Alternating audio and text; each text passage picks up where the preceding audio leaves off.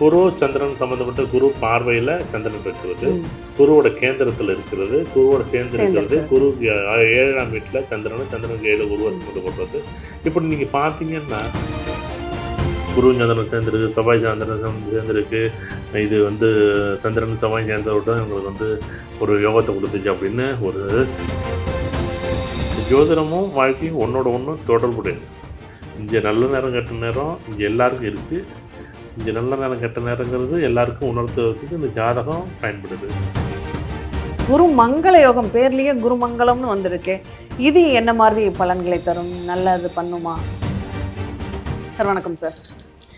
நம்ம கிரக சேர்க்கைகளை பற்றி நிறைய கேட்குறோம். ஏன்னா நிறைய கிரகங்களுடைய சேர்க்கைகள் வந்து ஒரு சிலர் எனக்கு எந்த கிரகம் சேர்ந்தால் எனக்கு யோகம் கிடைக்கும், இந்த கிரகம் சேர்ந்துருக்குங்கிறாங்களே, இது இவ்வளோ எனக்கு தன பிராப்தத்தை கொடுத்துருமா அப்படிங்கிற கேள்வியெல்லாம் நிறையவே இருக்குது. இப்போ அதை பற்றி ஏதாவது ஒரு கிரக சேர்க்கை பார்க்கலாம். அது குருச்சந்திரன் யோகம், குருச்சந்திர யோகம்னு சொல்லுவாங்க எல்லாரும்.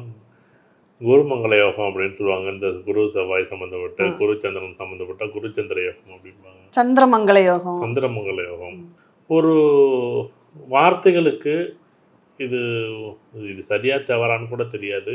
ஆனால் உங்களை போன ஜென்மத்தில் மகாராஜனா பிறந்தீங்க, மகாராணியாக பிறந்தீங்கன்னா அப்படி இருக்கும். அந்த மாதிரி பொதுவாகவே இந்த அதுக்கு ஏன்னா குரு சந்திரன் சம்மந்தப்பட்ட குரு பார்வையில் சந்திரன் இருக்கிறது, குருவோட கேந்திரத்தில் இருக்கிறது, குருவோட சேர்ந்து இருக்கிறது, குரு 7ஆம் வீட்டில் சந்திரனும், சந்திரனுக்கு 7 குருவை சம்மந்தப்படுறது.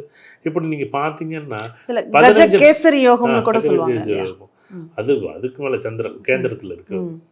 15 நாள் மனுஷன் ஒரு 30 நாளில் ஒரு குழந்தைகள் பிறக்குதுன்னா 15 நாள் இந்த அமைப்பில் பிறக்கும். குரு பார்வையில் குரு 1 5 9 பார்வை இருக்கும் பாருங்க.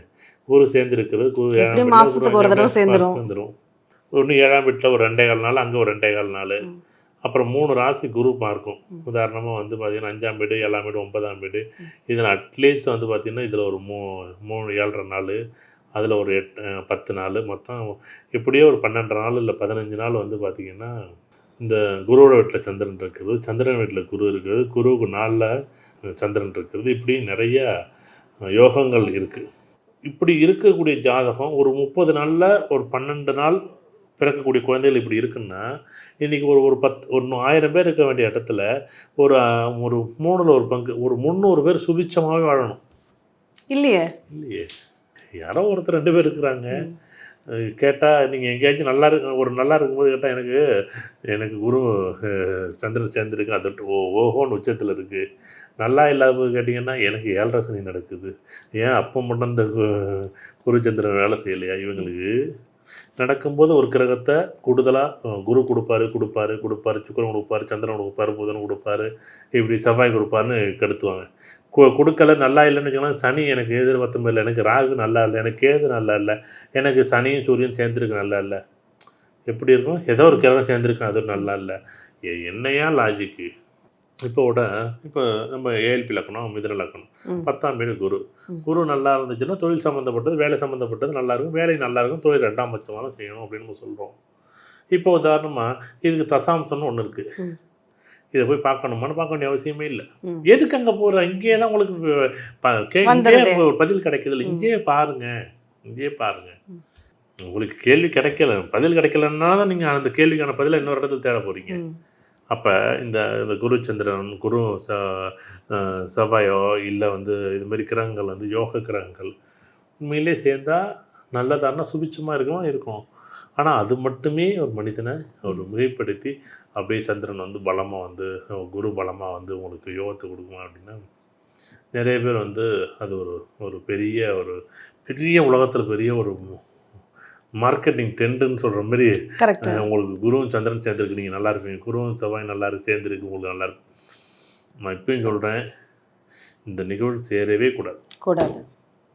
இங்கே சேர்ந்துச்சுன்னா அது அபத்தமான அபத்தம் தான். இவங்க சொல்கிறாங்கல்ல, இவங்களுக்கு குருவோ சந்திரனோ, இது குருவோ சந்திரனோ உண்மையிலே சேர்ந்துருக்கு அப்படின்னா நீங்கள் எழுதி வச்சிங்க. ஸோ ஏதோ ஒரு காலகட்டங்களில் ஏதோ ஒரு நல்ல தசாபுத்திகளில் இல்லை ஏஎல்பி லக்கணத்துக்கு நல்ல இடத்துல கிரகங்கள், நட்சத்திரங்கள், ராசிகள் இருக்கும்போது ஒரு வாய்ப்பு கொடுக்கும். வாழ்க்கை முழுக்க நீங்கள் பயணிக்க போகிற காலகட்டத்தில் நீங்கள் ஏதோ ஒரு இடத்துல நல்லது நடக்குதுன்னா மட்டும் அந்த யோகங்களையும் எடுத்துக்கிறீங்க.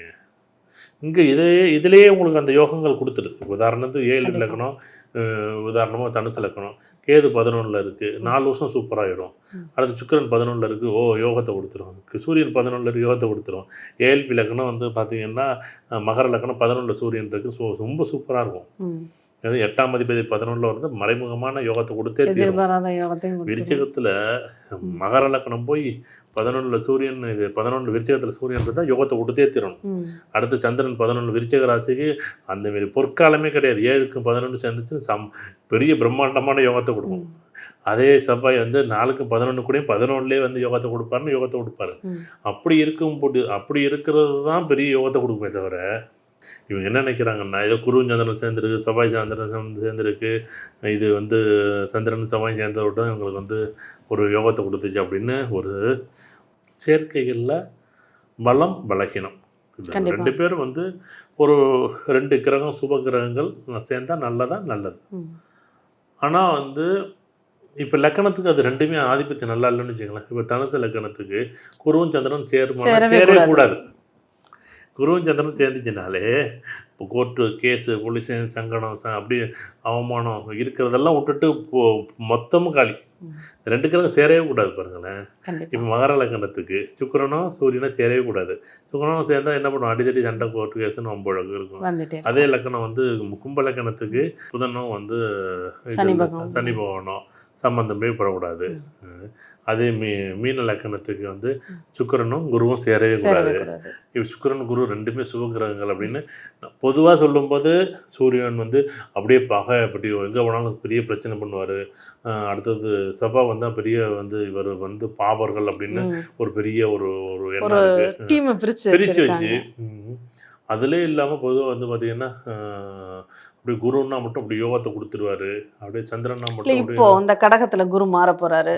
குரு சந்திரனுடைய வீட்டுல குரு சந்திர யோகம் சூப்பரா இருக்கு. ஒரு வருஷத்துக்கு பிறக்கக்கூடிய பிள்ளைங்களுக்கு ஒரு வருஷத்துல பிறக்கக்கூடிய ஒரு வருஷத்துல பிறக்கக்கூடிய குரு அங்கே தான் இருக்க போறாரு. ஆமா, ஒரு நாளைக்கு எத்தனாயிரம் குழந்தைகள் பிறக்கிறாங்க. அப்படி சுபிச்சமா இருக்குமான்னு இதில் வந்து என்ன பண்ணுவாங்க, இப்போ சூரியனோ சனியோ செவ்வாயோ ராகுவோ கேதுவோ இதெல்லாம் ஒதுக்கி வச்சு இவங்கெல்லாம் வந்து நல்லவே அப்படியான சொல்லவே கூடாதுங்க. இப்போ உதாரணத்துக்கு கடகலக்கணத்து 2ஆம் அதிபதியே யார் வர்றா, பெரிய பாக்கியமாக வந்து 2ஆம் அதிபதியாக வரக்கூடியது சூரிய பகவான் தான். அதே 6, 9 குரு பகவான் வருவார்.